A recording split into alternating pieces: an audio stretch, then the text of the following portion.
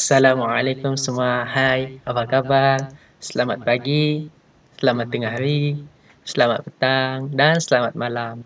Saya Muhammad Ashraf bin Abdullah akan menyampaikan sesi PDPR Bahasa Melayu tahun 5 Sekolah Rendah Kebangsaan.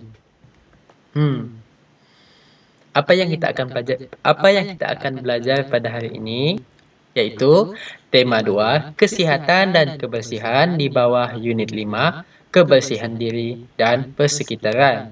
Kaedah pembelajaran yang saya akan gunakan yaitu didik hibur. Standard kandungan dan standard pembelajaran 2.2, membaca, memahami, dan menakul bahan multimedia.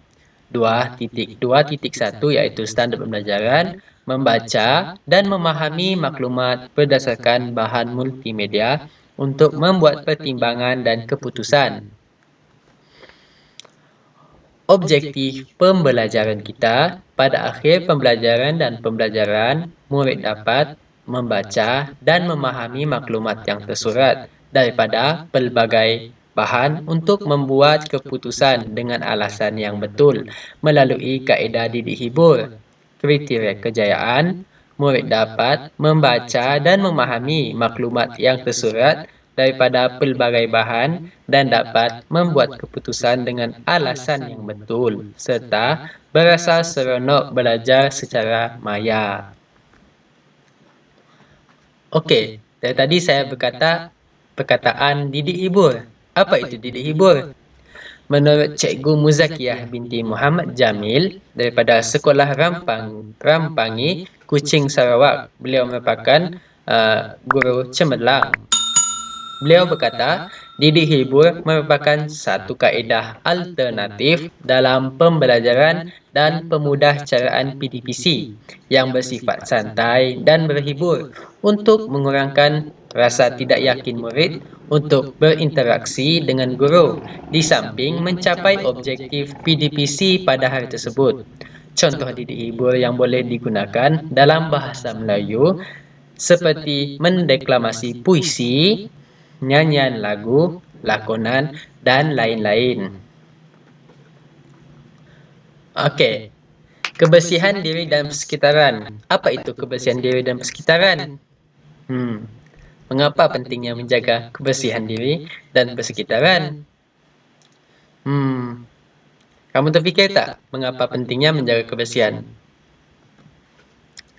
Selepas itu, bagaimana untuk menjaga kebersihan? Kamu tahu tak macam mana nak jaga kebersihan diri dan persekitaran? Okey, kalau nak tahu, jom lihat lagu ini. Dan kita nyanyi bersama-sama ya.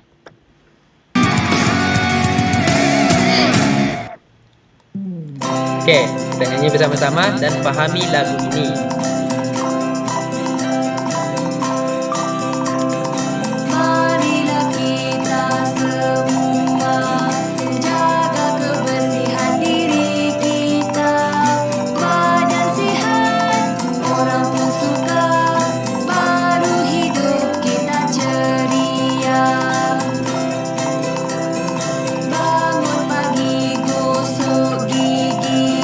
Mandi dengan air yang bersih.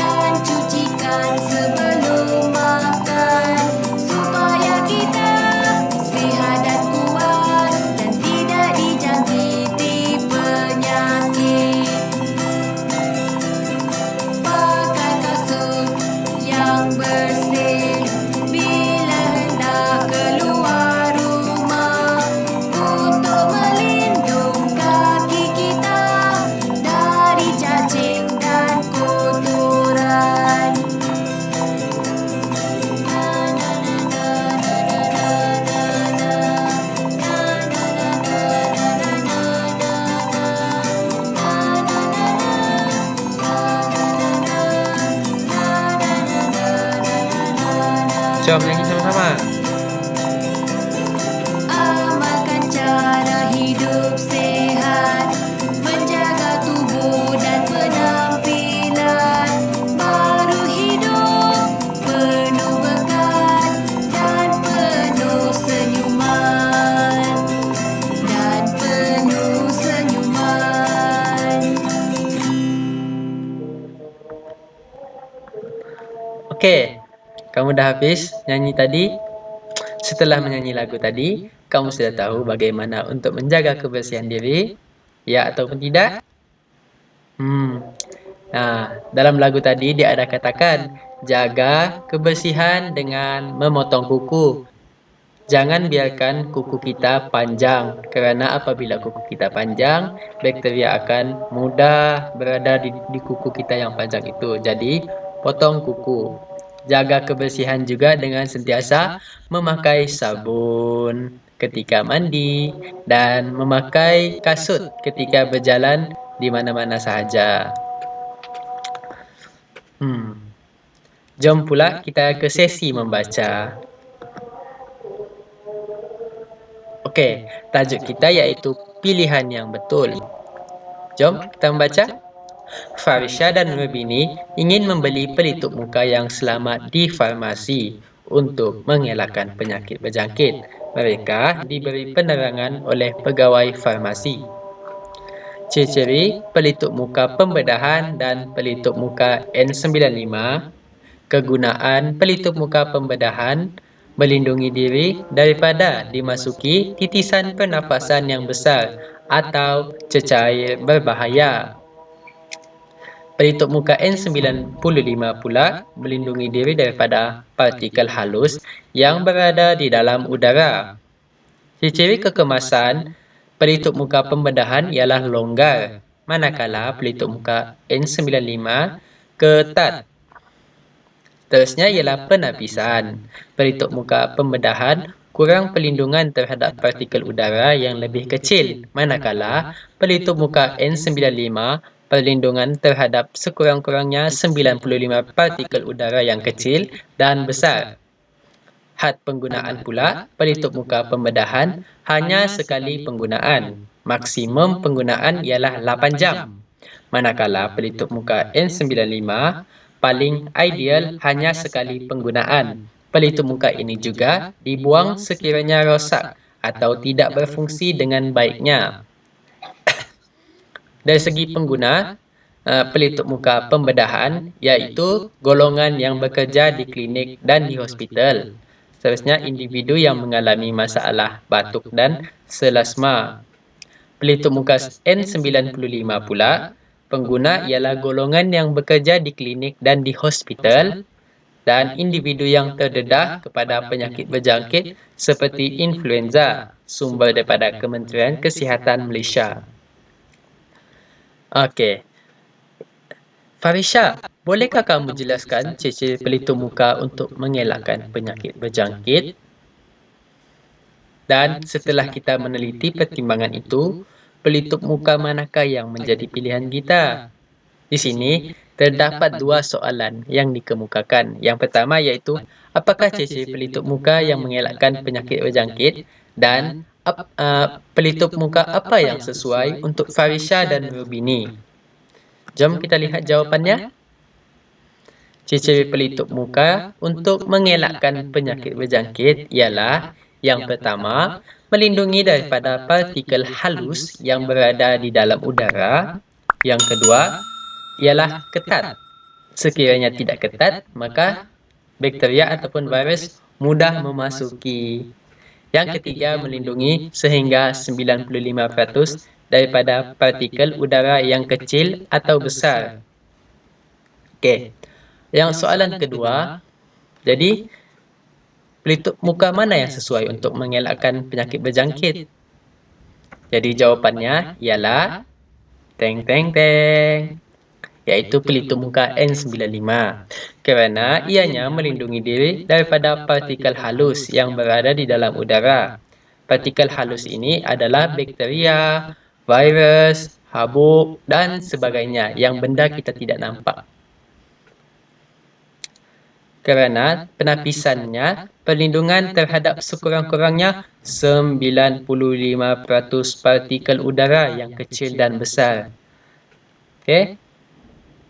Jadi, ciri-ciri yang pelitup muka yang sesuai adalah pelitup muka N95. Okey. Berdasarkan petikan teks tersebut, mengapa pentingnya memilih jenis pelitup muka yang betul? Kamu terfikir tak? Apa jawapannya? Ya, betul. Kerana kita hendak mengelakkan diri kita daripada dijangkiti ataupun bakteria dan virus itu mudah memasuki ruang rongga antara mulut dan hidung kita. Apabila menggunakan pelitup muka yang betul, virus dan bakteria tadi tidak mudah untuk memasuki rongga kita. Apabila kita tidak menggunakan pelitup muka yang sesuai, maka mudah untuk virus dan bakteria memasuki mulut dan hidung kita dan masuk ke dalam tubuh badan kita untuk menjangkiti dalam badan kita. Bahaya tau virus dan bakteria ni. Okey. Setelah selesai membaca, mari sama-sama kita berpantun pula. Jom. Pucuk paku, daun selasih, dibeli dari kedai Pak Hadi. Kalau mahu diri bersih, bangun tidur terus mandi. Jom, satu kali lagi. Ikut sama-sama ya. Pucuk paku, daun selasih, dibeli dari kedai Pak Hadi. Kalau mahu diri bersih, bangun tidur terus mandi. Jom kita tengok pantun kedua. Naik perahu ke Tanjung Ara, makan laksa Sarawak di Tanjung Adaham. Kalau mahu hidup sejahtera, setiap masa menjaga kebersihan. Okey, sini kita dapat lihat bahawa jika kita nak hidup dalam keadaan yang sejahtera, maka sentiasa menjaga kebersihan diri. Okey, berdasarkan tajuk kita pada hari ini, saya nak kaitkan dengan isu semasa iaitu COVID-19. Kita perlu menjaga kebersihan diri dan persekitaran supaya kita dapat mengelakkan diri kita daripada dijangkiti penyakit berbahaya seperti jangkitan virus COVID-19 yang semakin hari semakin meningkat. Caranya adalah dengan mematuhi SOP. Kerajaan telah melaksanakan SOP yang ketat untuk masyarakat di negara kita supaya dapat mengelakkan diri masyarakat termasuk saya dan termasuk kamu semua daripada dijangkiti virus COVID-19. Kerajaan juga menyarankan kita untuk memakai pelitup muka kerana berdasarkan poster tadi, kita dapat mengelakkan diri kita daripada dijangkiti COVID-19 apabila menggunakan pelitup muka yang betul. Yang kedua adalah penjarakan sosial, sentiasa menjarakkan diri kita 1 meter dengan orang lain.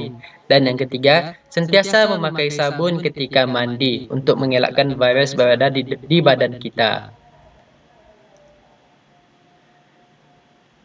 Jika kita hendak menjalani kehidupan yang sentiasa sejahtera, sentiasa mengikuti arahan dan arahan kerajaan supaya diri kita sentiasa hidup aman dan sejahtera.